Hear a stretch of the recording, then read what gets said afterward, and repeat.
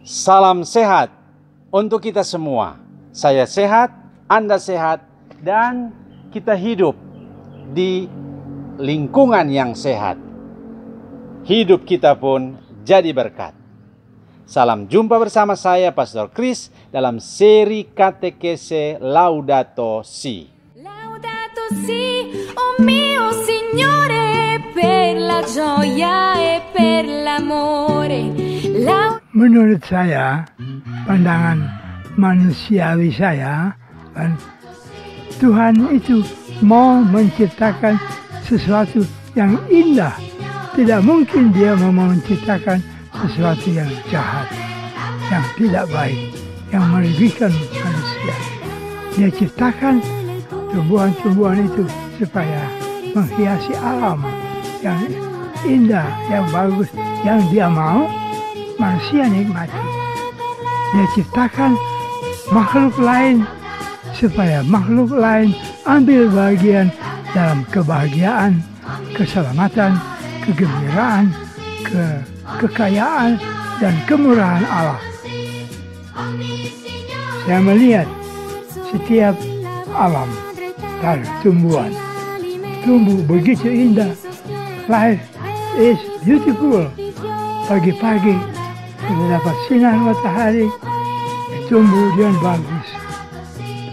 Anjing kecil, anjing besar, mereka itu makhluk-makhluk hidup yang lucu, menyenangkan, menggembirakan, yang mengajak orang lain hidup. Life is beautiful. Hidup ini begitu indah. Itulah kesaksian dari Pastor Syakwage. Tapi sayang, banyak bagian dari bumi kita sudah rusak dan masih terus dirusak.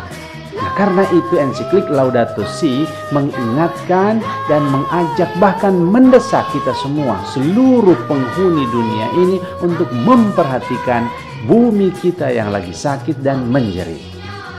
Bab pertama ensiklik ini melukiskan situasi bumi kita sekarang ini. Dikemukakan 7 masalah utama. Pertama, bumi kita sedang sakit dan menjerit karena polusi dan perubahan iklim. Akibatnya kita juga yang merasakannya. Tiba-tiba bisa datang badai, hujan es, panas berkepanjangan, tiba-tiba bisa hujan. Ada perubahan yang macam-macam begitu dan kita tidak mengerti. Kedua, masalah air yang tercemar, yang makin sulit didapat. Ketiga, hilangnya keanekaragaman hayati. Ada banyak spesies yang makin langka, bahkan punah. Binatang, tumbuhan, makhluk lautan dulu ada, sekarang sudah sulit didapat. Yang keempat, pengaruh dari semua masalah itu kepada manusia, sehingga kualitas hidup manusia dan masyarakatnya merosot, gampang sakit, banyak virus, bakteri yang sulit dibasmi. Sekarang marak dengan pandemi COVID-19.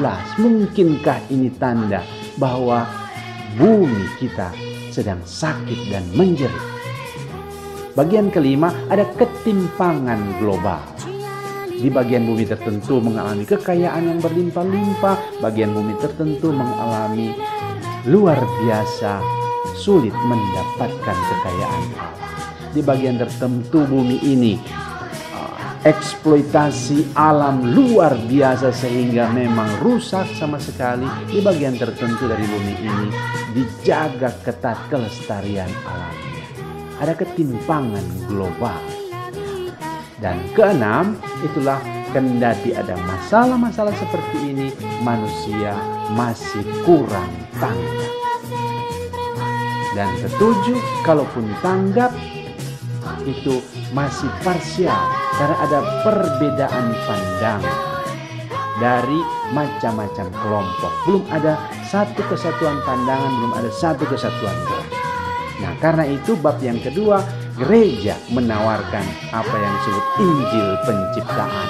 Banyak orang barangkali tidak percaya kepada kitab suci, banyak orang tidak percaya kepada Tuhan, tapi sekurang-kurangnya gereja punya kekayaan yang boleh ditawarkan. Itulah cerita-cerita suci dari kitab suci yang kiranya bisa menjadi tawaran kepada dunia untuk menyelesaikan masalah yang dihadapi.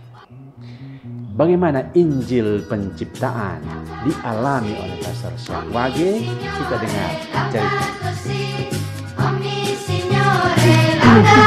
Menggunakan pohon saja, itu menyatakan keindahan alam yang dijaga, yang dipelihara, yang dipupuk.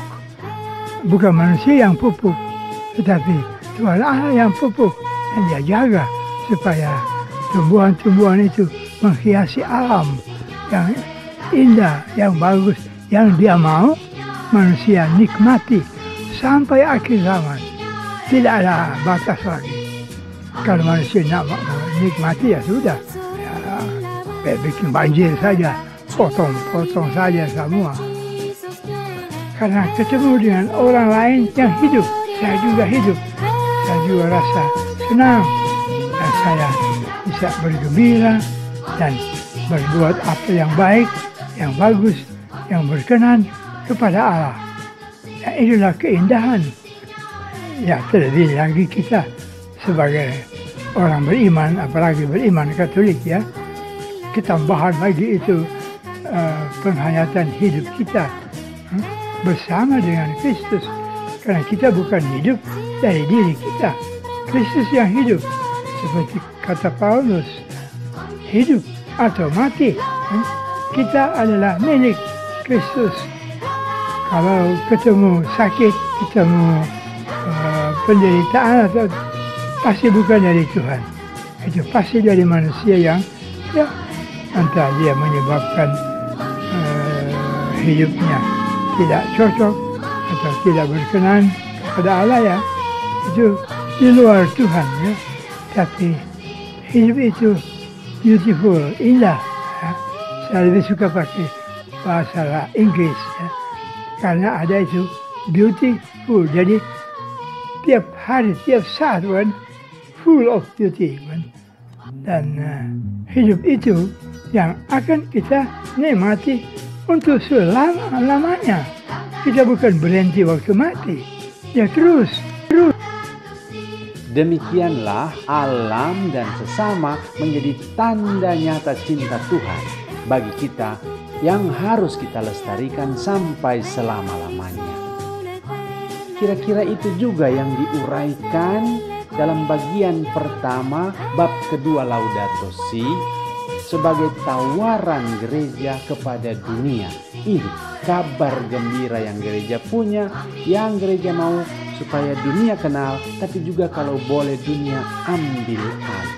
Ada 7 poin kabar gembira yang gereja tawarkan kepada dunia sebagai solusi. Yang pertama tadi sudah di-sharingkan oleh Pastor Syakwage. Itulah alam dan apa yang ada merupakan ciptaan Tuhan. Yang kedua, itulah hikmat di balik cerita-cerita dalam kitab suci bahwa kita mesti merawat dan melestarikan bumi yang ada. Yang ketiga, misteri alam semesta bukan di tangan manusia tapi di tangan Tuhan. Keempat, itulah pesan untuk menjaga harmoni dengan semua ciptaan yang ada. Kelima, perlu persekutuan universal. Dan keenam, tujuan dari semua harta benda yang ada bukan untuk kesenangan tapi untuk keselamatan. Dan yang ketujuh, tatapan Yesus Sang Penyelamat. Bagaimana Yesus Sang Penyelamat dialami oleh Pastor Syak dalam hidupnya, dalam penderitaan yang dialami sehari-hari, dalam masa tuanya, dan dalam penghayatan imamatnya? Kita dengar kisahnya. Imamat. Begitu banyak orang saya tahu, dengan rahmat dan kekuatan Tuhan saya selamatkan. Cuma saya menjadi alat saja. Ya, saya kasih tanda sakramen, saya kasih tanda rahmat, tetapi bukan saya itu berikan rahmat. Dan banyak orang yang sedang mungkin dan pasti ada yang mungkin ya tidak bahagia karena memang tidak dapat kesempatan atau mungkin tidak dapat sakramen kan, tapi saya yakin kan yang saya berikan sakramen itu sah ya, dan menyelamatkan, menguatkan dan menggembirakan, dan banyak orang yang senang. Saya ada 4 operasi ginjal pertama 89 tahun 89, tahun 97 operasi kedua prostat, 1913 operasi ketiga 2 bola pelir diambil, dan operasi keempat 1917 batu-batu empedu diambil. Itu 4 itu, dan ya itu sifat saya, dan saya pasrah kan. Kalau memang dokter tentukan demikian, kita bilang silahkan dokter. Dan saya bilang sakit ini kira-kira sama dengan sakit dari Tuhan Yesus.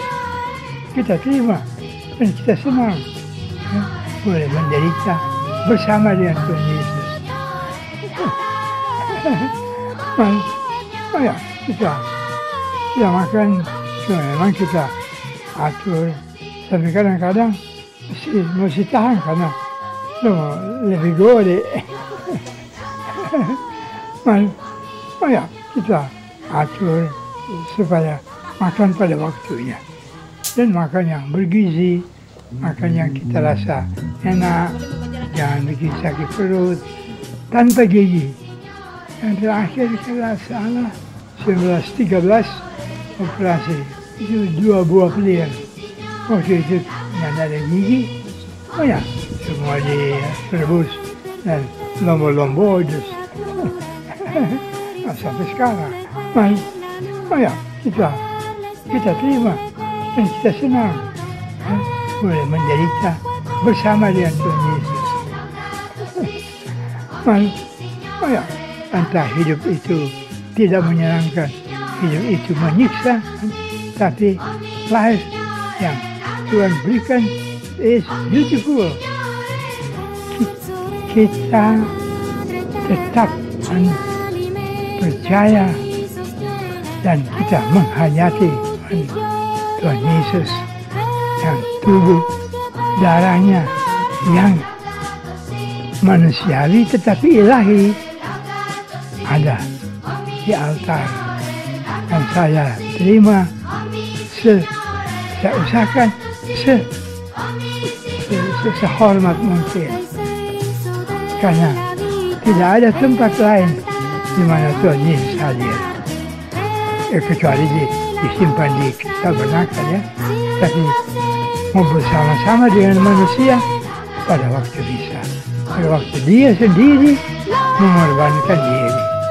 Waktu itu dia minta, atau menurut saya dia suka kita orang yang percaya kepadanya, yang percaya kehadirannya sebagai yang tubuh dan darah ya, itu dia persembahkan sama-sama.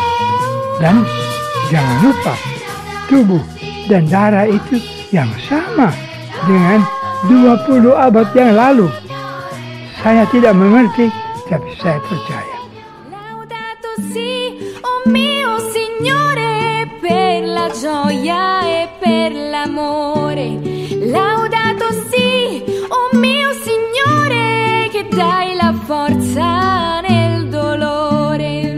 Laudato si, Signore mio, per il cielo, l'acqua, il vento, per i fiori, per la terra ed ogni uomo che è contento. Laudato si, oh mio